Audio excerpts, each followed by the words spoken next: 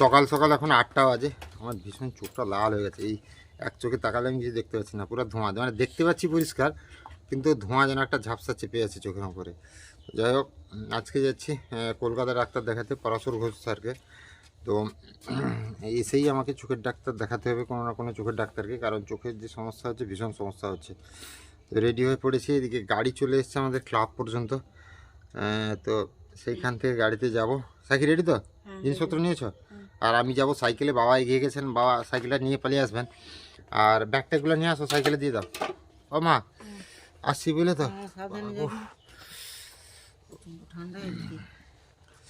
তাও হচ্ছে ভীষণ পা, আসছি বুঝলে। আর পুচকি যাচ্ছে আমাদের সাথে, মানে এ যাবে বাড়ি, আমাদের সাথেই চলে যাবে দক্ষিণ করে। দা বলছে নখ কাটো। হ্যাঁ, নখ কাটো। হ্যাঁ, চলো মোটামুটি সাবধান থাকবে, খেয়ে নিবে তাড়াতাড়ি। দেরি না করে বেরিয়ে যাই, তারপরে কথা হবে। এদিকে বেরিয়ে চলে এসেছি, গাড়িও চলে এসছে। এদিকে আমরা অপেক্ষা করছি সাকির আসার। সাকি আসবে, সাকি হেঁটে হেঁটে আসছে। তো সাকি এলে গাড়িতে বসেই রওনা দেবো কলকাতার উদ্দেশ্যে। আর এখন নাকি কাকু বলছেন যে সেকেন্ড হুগলি ব্রিজ আর তারাতলা ব্রিজ, এই দুটো নাকি বন্ধ আছে। তো বেলা 2টোর সময় নাকি খুলবে, তো একটু ঝামেলা হবে, যেতে ঘুরে যেতে হবে হাওড়া হয়ে। তো দেখা যাক কী হয়। মানে তারাতলা ব্রিজ 3 দিন বন্ধ, হ্যাঁ, আর সেকেন্ড ব্রিজটা একদিনের জন্য। হ্যাঁ হ্যাঁ, আচ্ছা, আসছি বলে বাবা, সাবধান থাকবে। সাবধানে যাবো। হুম, দাদা একটু লক্ষ্য করে নিয়ে যাবেন। আমার ড্রাইভার যাবে, সেগুলাই সে অসুবিধা নেই, যে যাবে। না না, সেটা আপনি বলে দিবেন একটু। হ্যাঁ, সে বলে। কুজমা বসছিস? আচ্ছা বাবা, আসছি তাহলে। সাবধানে যাবো। হ্যাঁ হ্যাঁ হ্যাঁ ডাক্তারকে সমস্ত কথা কইব। হ্যাঁ হ্যাঁ হ্যাঁ হ্যাঁ।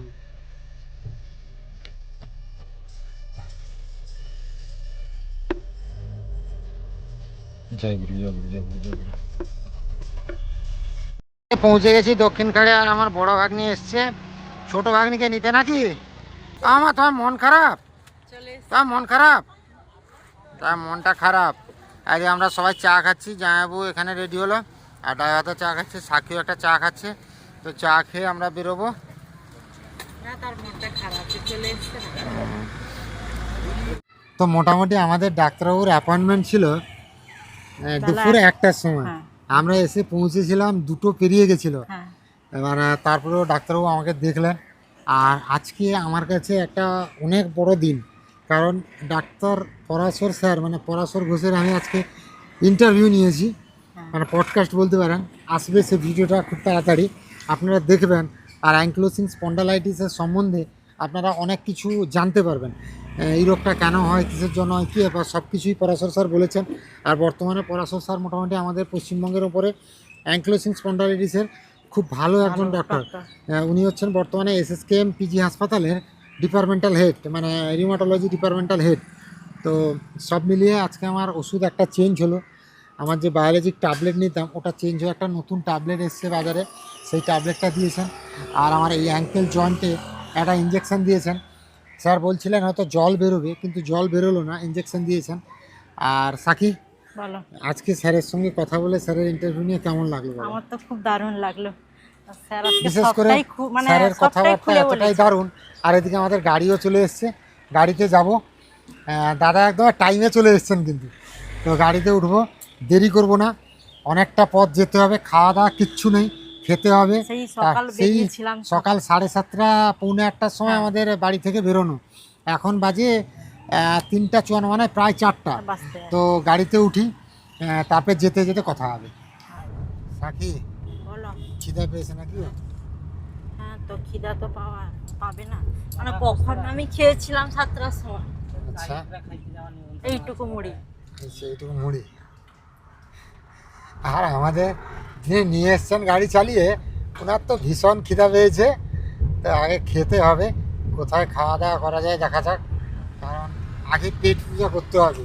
না, আজকে আমি স্যারের কথায় অবাক একদম, মানে স্যার যে নিজে থেকে বলবে হ্যাঁ আমি ভাবতে পারিনি সত্যি। স্যার আমাকে স্যার যে চিনে রেখেছেন, হ্যাঁ, চিনে তো আমার জন্যই রেখেছে। বসে আছেন, হ্যাঁ, এটা একটা অনেক বড় ব্যাপার। কারণ হ্যাঁ। 1টার সময় অ্যাপয়েন্টমেন্ট টাইম, আমরা পৌঁছেছি 2:30টার সময়। এতক্ষণ বলছে না। আবার তারপরে স্যার এসেছেন হায়দ্রাবাদ থেকে, মানে হায়দ্রাবাদে অনেকজন একটা পেশেন্টকেও কনফারেন্সে ঘুরিয়ে গেছিলেন। দিয়েছিল। হ্যাঁ, অনেক পেশেন্টকে ঘুরিয়ে দিয়েছেন, তারপরে আমাকে যে রেখেছেন আর আমাকে দেখলেন, আমার কাছে একটা অনেক বড় পাওয়া। তো যাই হোক, এবার আস্তে আস্তে করে আমরা যাই, এগোই। আর খাওয়া দাওয়া করতে হবে রাস্তায়, কোথায় কী খাওয়া যায় দেখা যাক।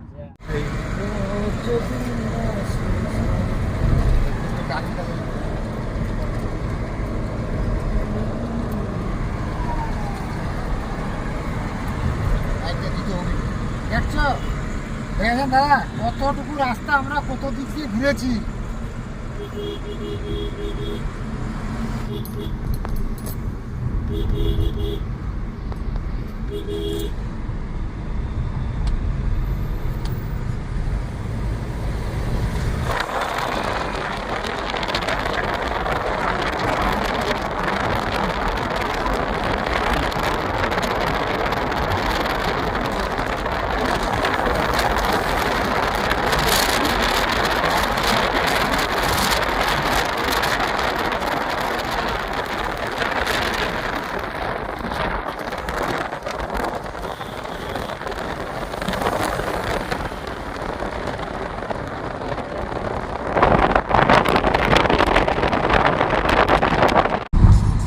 পড়ন্ত বেলায় আমরা ফিরছি বাড়ির দিকে, আর এই পেরোলাম আমরা সেকেন্ড হুগলি ব্রিজ, যেটা তখন বন্ধ ছিল, বলা থাকি এখন খুলে দিয়েছে, আর 2টোর পরে খুলেছে। তো আমাদের মোটামুটি এই ব্রিজটা বন্ধ থাকার জন্য কত দিক দিয়ে যে ঘুরে যেতে হয়েছে। ডাক্তারবাবুর টাইম ছিল বেলা 1টায়, আমরা সেখানে প্রায় 2:30টার সময় পৌঁছেছি। মানে ভাবা যায় কত দিক দিয়ে ঘুরে ঘুরে গেছি। আর এদিকে কত তাড়াতাড়ি চেম্বার থেকে বেরিয়ে 10 মিনিটও হয়নি, আমরা সেকেন্ড হুগলি ব্রিজ পেরিয়ে চলে এলাম নবান্নের পাশাপাশি। এই যে নবান্ন দূরে দেখা যাচ্ছে। তো যাই হোক, ধীরে ধীরে আমরা এগিয়ে যাই। এখানে টোল প্লাজা আছে, এই যে নবান্নর আগে টোল প্লাজা। আচ্ছা, এখান থেকে নবান্নর ইয়েটা পাশে তো দাদা, ওই দেখা যাচ্ছে নবান্নের বিল্ডিং। সাকি, নবান্নের বিল্ডিং কোনটা বলো তো? এই তো দেখো দেখো, ওই দেখাচ্ছি। দিক থেকে দেখো, ওই যে নীল, এই ডান দিকে। হ্যাঁ ডান দিকে দিয়ে খাওয়া তো আছে নবান্ন বড় বড় করে। ডান দিকে নবান্ন। নবান্ন পেরিয়ে আমরা যাচ্ছি বাড়ির দিকে। সাকি, হ্যাঁ, বলো। ডাক্তারের কথা শুনে আজকে কি মনে হলো, মনের ভেতর কি আর মনে হবে? ভালো লাগলো তো? হ্যাঁ, প্রচুর ভালো। প্রচুর ভালো লাগলো। এই হচ্ছে নবান্নের বিল্ডিং। আহা হা,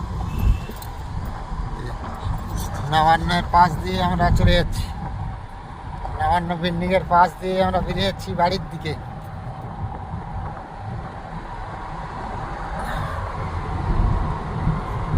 ব্লগহাট এসে খাওয়া দাওয়া চলছে। আমাদের দাদা খাচ্ছেন রুটি আর ভেজ ডাল তরকা, সাকি যাচ্ছে ভাত মাছ। কেমন খাওয়া দাওয়া? ভালো। আমি মোটামুটি কিছু খাচ্ছি না, এই যে একটা বিস্কিট প্যাকেট নিয়েছি, বিস্কিট খাচ্ছি। জামাইবাবু কিছু খাবে না, কারণ বোন আমাদের পরোটা করে দিয়েছিল, সেগুলোই আমরা খেয়েছি, আর সেগুলো খেয়েই পেট ভর্তি। আর সাকি আর দাদা খেলেন, তো খাওয়া দাওয়াটা করেই আমরা বেরোবো। মা, আজকে ডাক্তারবাবু আবার একটা ওষুধ চেঞ্জ করেছে জানো, আর ইন্টারভিউ নিয়েছি আজকে ডাক্তারের কাছ থেকে, এটাই সব থেকে বড় পাওয়া। হ্যাঁ, তারপর ডাক্তার কি বললেন? ইঞ্জেকশন একটা দিয়েছে, বলেছে এই ওষুধটা নাকি অনেকটা সেভ হবে, মানে আগের। হ্যাঁ হ্যাঁ, বলেছে সব রকম বলেছে। তারপরে চোখের যে লাল হয়ে গেছে বলেছে এটা আগে দেখাও, হ্যাঁ 2 দিনের মধ্যে আগে চোখের এটা দেখাও, তারপর দেখছি আর কি। সব বলেছে। দিয়ে আমাকে বলছে ডাক্তারবাবু, কি গরম জলের শাক দিচ্ছ তুমি, এটা তো ঠান্ডা বরফের দিবে। দিয়ে হাসছে আমার কথা শুনে। না না, দিয়ে সাকি বলছে যে ঠান্ডা জলের সেঁক দিতে তো অনেকটা ফুলে গেছিল। বেশি মনে হয়। দিয়ে বলছে এটা এরকম তো হওয়ার কথা নয়। দিয়ে আমি বলছি এরকম হবে না কি স্যার, যখন এক জায়গায় 1 ঘন্টা করে ঠান্ডা জলে সেঁক দেওয়া হবে তখন তো খুলবে। দিয়ে আসছে। তারপরে সাকিকে চেহারা পা দাদি খুলতে বলছে, উপরে উঠবো, সে তা খেলতে যাচ্ছে না, বলছে দিন দিন দিন দিন বুদ্ধি কমে যাচ্ছে। এই কথা। ডাক্তারবাবুর কাছে গেলেও তো হুম। মানে জানাইও তখন মানে সব তারপরে আরো একটা ব্যাপার কি, প্রচুর ভয় পাই। নিজের লোকের যখন নিয়ে সমস্যা নিয়ে যাওয়া হয় তো তখন আরো বেশি ভয়ের ব্যাপার থাকে আর কি। যাই হোক, ডাক্তারবাবু তো বলেছে যে কোনো ভয়ের কিছু নেই, আর ওষুধটা, কথা বলছে সবটা একদম ডাক্তারবাবু তো ছিলেন না, ডাক্তারবাবু হায়দ্রাবাদ চলে গেছিলেন চলে গেছিলেন। কনফারেন্সে। অনেক পেশেন্টকে ঘুরিয়ে দিয়েছে ও আজকে, ওর জন্য তো অনেকক্ষণ আজকে বাবা মানে বেলা ধরো দুপুর আমরা 2:30টায় পৌঁছেছি জানো মা। 2:30 পর্যন্ত। তো বাবা ফোন করলো বা মানে প্রত্যেককে ফোনে লাগালো, প্রত্যেকটা ফোনে সাইলেন্ট বলছে সুইচ অফ। না, আমার ফোন তো তখন আমি ডাক্তারবাবু ভিডিও করছি। সাইলেন্ট করা ছিল মানে ডাক্তার গ্রামাঞ্চল সবাই ছিল সুইচ অফ না সাইলেন্ট করা। আমারটা সুইচ অফ ছিল। চিন্তায় পড়ে গেলাম। হ্যাঁ, আমি ফ্লাইট মুড করে দিয়েছিলাম না, ফ্লাইট মুড করে দিয়েছিলাম না। এরকম কলকাতাতে আজকে মানে এই যে সেতু, হুগলি সেতুটা তো গন্ডগোল, সেটা নিয়ে আমাদেরও প্রচুর মানে হ্যাঁ, মানে তোমরা যখন ফোন করেছো কি, তখন তো টাইমের বাইরে, তখন তো আমরা রিটার্ন আসার কথা, কিন্তু তখন আমরা ডাক্তারের কাছে ঢুকেছি, তখন আমরা ডাক্তারবাবুর কাছে ঢুকেছি। দিয়ে তো খড়ের গাড়া তারপরে দেখানোর পর ডাক্তারবাবুর কাছে ইন্টারভিউ নেওয়া হলো না, আরো অনেকটা দেরি হয়ে গেল। 20 মিনিট 25 মিনিট সেখানে সময় গেল। আচ্ছা, ডাক্তারবাবু তারপর এরপরের বার গেলে 1 ঘন্টা আগে যেতে বলেছেন, ওইখানেই উনি ব্লাড টেস্ট করাবেন। বলছেন অনেক কম পয়সায়, আমি যে ব্লাড টেস্টটা এখানে করিয়েছি 850 টাকা পড়েছে, ওটা 600 টাকা করে দেবে। 600 টাকা, 600 টাকা করে দিবে। 600 টাকা করে দেবে। আর তুমি আধ ঘন্টা আগে চলে আসবে। যে ব্লাড নিয়ে টেস্ট করে রিপোর্ট করে করে দেওয়া হবে একদম সঙ্গে সঙ্গে। সঙ্গে সঙ্গে। মানে আজকে রুটি খাবে না? না ভাত, আরে আমি ভাত বলছি, মুড়ি খাবো। আজকে এ তো ভাত খেয়েছে আর সময় সন্ধ্যাবেলা। আজকে মানে ড্রাইভার বাবু আমাদের যে চালিয়ে নিয়ে গেছিলো, সে পুরো ফেঁসে গেছে। তাই মানে পরেটা খেতে বললাম, পরেটা খেলো না, এবার সে খায় নিরামিষ। এ ভেবেছে ধর, বলেনিও যে আমি আবার নিরামিষ খাবো, আর এটা তো নিরামিষই হয়েছে ধরো রুটি। না, সে বলছে পেঁয়াজ খাবো কিন্তু মাছ মাংস খাবো না, মাছ মাংস খায় না। খায় না। এই নিয়ে সে তারা মানে আমরা ঢুকে গেছি ধরো ডক্টরের কাছে, তারপরে সে অনেকক্ষণ বসে আছে আর কি। মানে আর একটা জিনিস কি, সেখানে আশেপাশে হোটেল টোটেলও নাই, খাবারের ইয়ে নেই। দোকানও নেই, একটা কোনো বিস্কিট খেয়ে নেবে, চা খেয়ে নেবে, তারও উপায় নাই। দিয়ে তাহলে খাই। তারপরে এই একবারে কোলাঘাটে এসে সন্ধ্যার সময়, সন্ধ্যা হয়ে গেছে, সাকি একটু ভাত খেলো, সে দাদা একটু রুটি তরকারি খেলো, আমি আর যাইবো খাইনি। আমি আর ওই যে পরেটা খেয়েছিলাম, ওরতেই হয়ে গেছে, খাইনি আর কি। দিয়ে মোটামুটি এই। আর সত্যি কথা বলতে কি, মানে কলকাতা ডাক্তার দেখা যেতে যে পরিমাণ খরচা, মানে একটা আজকে সর্বসা করলে হিসাব করলে 10,000 টাকা ছাড়িয়ে গেছে। গাড়ি প্রায় 5,000, সেখানে ওষুধটাই তো 4,000 কত টাকার ওষুধ। তার হ্যাঁ, তারপর ডাক্তারবাবুর ফিজ আছে 1,000 টাকা, ইঞ্জেকশন দিয়েছেন 500 টাকা, তারপরে আরও তো খাওয়া দাওয়া আছে টুকিটাকি, যাওয়ার সময় টিফিন, আসার সময় খাওয়া দাওয়া, সব মিলে আজকে প্রায় 12,000 টাকা খরচা হয়ে গেল।